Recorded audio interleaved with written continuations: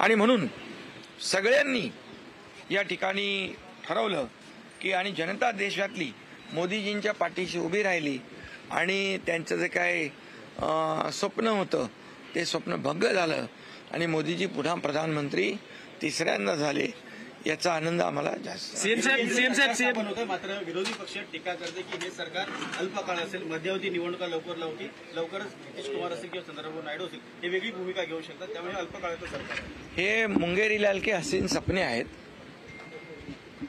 खरं म्हणजे आपलं महाराष्ट्रातलं सरकार जेव्हा स्थापन झालं त्यावेळी असंच म्हणत होते सरकार पडणार, आज उद्या पडणार, 1 महिन्याने पडणार। सरकार पडलं का? मुख्यमंत्री मी तसाच कायम आहे, नंतर मग परत मुख्यमंत्री बदलणार हे त्यांचं जे काही मनातला जो काही एक द्वेष आहे सरकारच्या बद्दल, मोदीजींच्या बद्दल हा व्यक्त होतोय।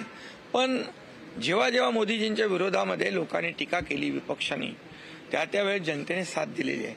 त्यामुळे सरकार जे आहे मजबूत आहे, अधिक मजबूत होत जाईल आणि या 5 वर्षात 10 वर्षात जे काम केलं जे 50-60 वर्षामध्ये काँग्रेसनी केलं नव्हतं, आता मिळालेली 5 वर्षांनी आज मोदीजीने 100 दिवसाचा ॲक्शन प्लॅन तयार केलाय ताबडतोब। या जनतेला या देशाला काय मिळेल आणि नक्की त्यामध्ये अनेक विकासाची कामं येतील। हा देश पुन्हा विकसित पुढे जाईल आणि देश महासत्तेकडे वाटचाल करेल। अर्थव्यवस्था जी काही 3ऱ्या क्रमांकावर आणण्याचा उद्देश आहे तो सफल होईल आणि आमच्या महाराष्ट्राला देखील खूप सहकार्य विकासाच्या बद्दल मिळेल। सीएम साहेब, गेल्या वेळेस शिवसेनेचे 18 खासदार होते, त्यावेळेस अवजड उद्योगमंत्रीपद आलं होतं। गेल्या अनेक वर्षांपासूनची परंपरा आहे की शिवसेनेच्या वाट्याला अवजड उद्योगमंत्रीपद येतं, यावेळेस ही परंपरा खंडित व्हावी असं वाटतं का?